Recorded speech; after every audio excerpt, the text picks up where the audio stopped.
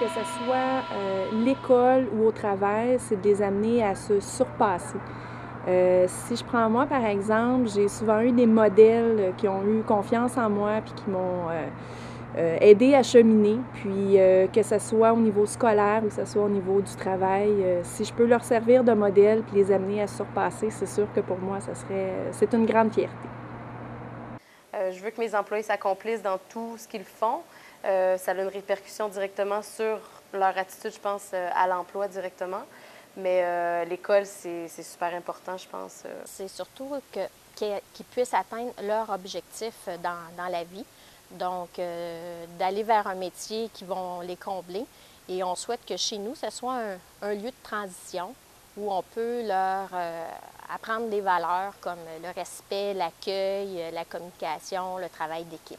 Généralement, lorsqu'ils ont un bon succès à l'école, qu'ils réussissent bien, on voit chez eux un plus grand enthousiasme.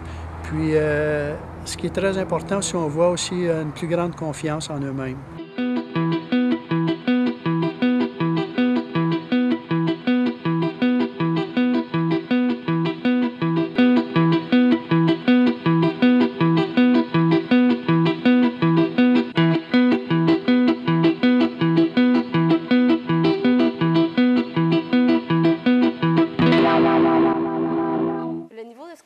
Que je cherche chez mes employés, ça va dépendre de quel poste. J'ai beaucoup d'employés ici comme que c'est vraiment un tremplin.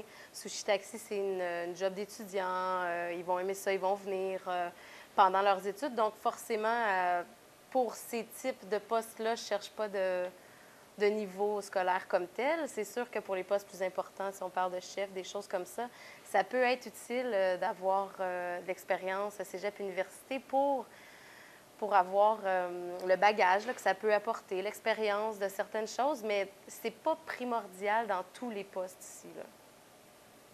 Quel niveau de scolarité est important pour travailler chez Matériaux Forgette? C'est un diplôme de secondaire 5. Pourquoi c'est important d'avoir un diplôme de secondaire 5? Parce que l'ensemble des compétences qui est requises dans les différents postes souvent demandent d'avoir une notion de mathématiques, français, anglais, qui sont des éléments, surtout dans certains postes, on demande de compter. Il y a des mesures à prendre.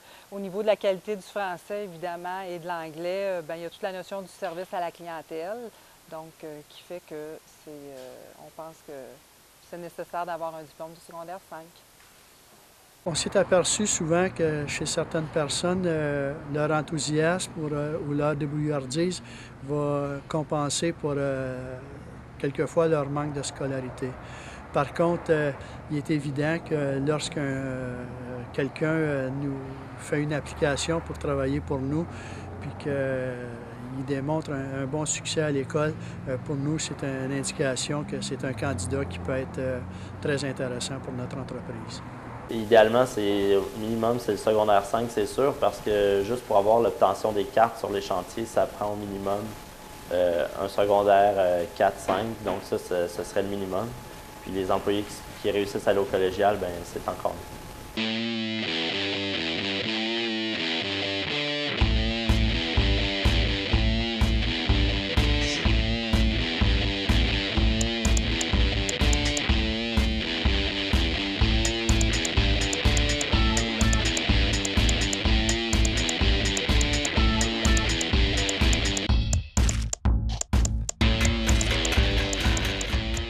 Je sais qu'en hôtellerie, il faut aimer ce qu'on fait. On travaille avec la clientèle, donc je pense que d'abord et avant tout, il faut être dynamique, passionné, ponctuel évidemment. La ponctualité, la fiabilité, l'honnêteté.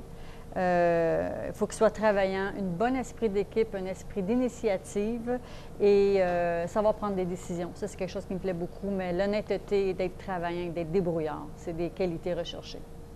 Le désir de s'intégrer à notre équipe. Ça, c'est la principale motivation pour nous, là.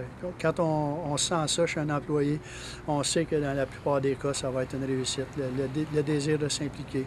Quelles sont les qualités recherchées chez un employé? Ponctualité, assiduité, entre-gens, politesse, fiabilité sont parmi les qualités qu'on recherche chez un employé. Les qualités qu'on cherche chez un employé, c'est quelqu'un qui va devenir autonome parce qu'on a beaucoup de choses à faire. Donc, on ne veut pas toujours être dans ses souliers, donc il doit être capable de s'organiser, capable de voir la job à venir de par lui-même.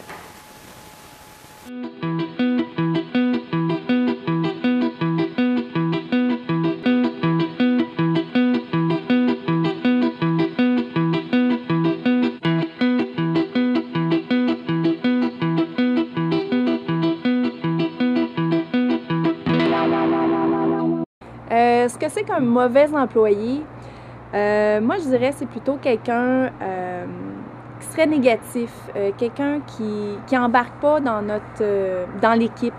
En hôtellerie, on a besoin des gens d'équipe, des gens qui sont motivés, qui sont passionnés, qui s'aiment, qui s'entraident les uns les autres. Donc pour moi, quelqu'un qui embarquerait pas qui cadrerait pas là-dedans, ça serait un gros manque.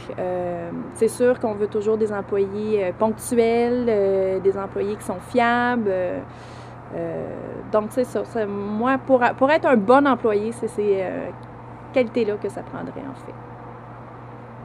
Numéro 1, le pire, moi, je trouve, c'est quelqu'un qui rentre ici, qui est de mauvaise humeur, quelqu'un qui est négatif, quelqu'un qui brime l'espèce d'esprit d'équipe qu'on a ici, quelqu'un qui va à l'encontre. Je trouve que ça va à l'encontre de tout ce qui est positif dans une journée, dans une vie, le sourire. Moi, tout ce qui est à l'encontre de ça, c'est la pire chose, je trouve. Quelqu'un qui aime ça faire vite, quelqu'un qui travaille rapidement, qui tourne les coins ronds, qui ne fait pas jusqu'au bout ce qu'il devrait faire. Quelqu'un qui rentre de reculons, quelqu'un qui arrive en retard. Je veux dire, toutes ces petites choses-là peuvent être achalantes. La ponctualité, c'est cliché, mais c'est super important, je trouve. Si on parle de la propreté ici, l'hygiène, la façon dont on travaille, que ça soit propre, il y a plein de petits trucs comme ça. Mais oui, c'est ça. Quelles sont les caractéristiques d'un mauvais employé? Les retards, l'absentéisme, les absentéismes répétés et surtout non motivés. On n'appelle pas le matin. Ça, c'est vraiment quelque chose qui peut devenir assez déplaisant. On travaille avec des enfants, ils sont en vacances, ils sont là pour s'amuser. Donc, quelqu'un qui n'est pas souriant ou qui n'est pas à l'écoute, ben, pour nous, ça va pas avec notre rôle, avec la mission qu'on se donne au village du Père Noël. Sinon, ben, c'est sûr que ça prend des employés qui sont ponctuels. Un mauvais employé, quelqu'un qui arrive en retard, qui n'est pas là, qui ne travaille pas en équipe. Nous, ici, on essaie d'encourager toujours les fins de journée. Tout le monde ramasse en équipe, tout le monde finit en même temps. Donc, ça fait partie des choses qu'on recherche. Et donc, quelqu'un qui ne fait pas ça, pour nous, c'est des attitudes qu'on essaie de corriger, en fait. Ce serait quelqu'un qui attendrait, qui serait toujours en attente des ordres pour continuer sa journée. Qui attendrait de voir un de ses supérieurs pour savoir les autres tâches qu'il a à faire dans sa journée. Il y a tellement de tâches à faire ici qu'il doit être capable de s'occuper de par lui-même et de voir les tâches arriver dans la journée. Donc, quelqu'un qui n'a aucune initiative pour nous, c'est vraiment un mauvais employé. T'sais, ils vont voir un papier ou une bouteille à terre, puis ils vont passer tout droit. Je veux dire, on en regarde ça aussi. L'employé modèle, c'est sûr, il y en a, mais il n'y en a pas tant que ça. Fait qu'on les surveille, puis quand on voit qu'il passe tout droit, on regarde, on essaie de le montrer, écoute, il faut que tu le ramasses, puis je pense que c'est normal. Paresse, laxisme, procrastination.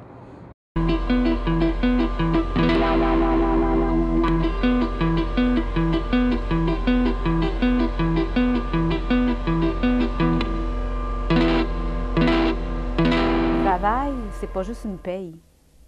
Le travail, c'est aussi une façon de se réaliser, une façon de se connaître, une façon de socialiser, de rencontrer des gens.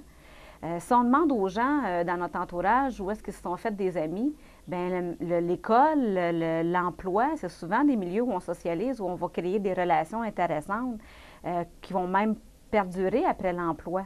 Fait que le travail, moi ce que je dis à un jeune qui est démotivé, le travail, c'est pas juste une paye.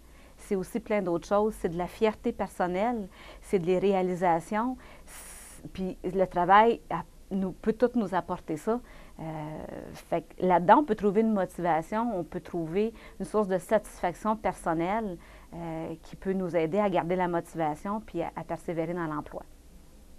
Mon travail m'apporte une opportunité de faire ce que j'aime, de rencontrer différents types de personnes, de m'adapter à différents modes de gestion pour devenir moi-même une meilleure personne, développer mes compétences et avoir du plaisir à travailler. Alors moi, ce que m'apporte mon travail, ben, en fait, moi, c'est le village du Père Noël, ça a été pas un but, mais en fait, c'est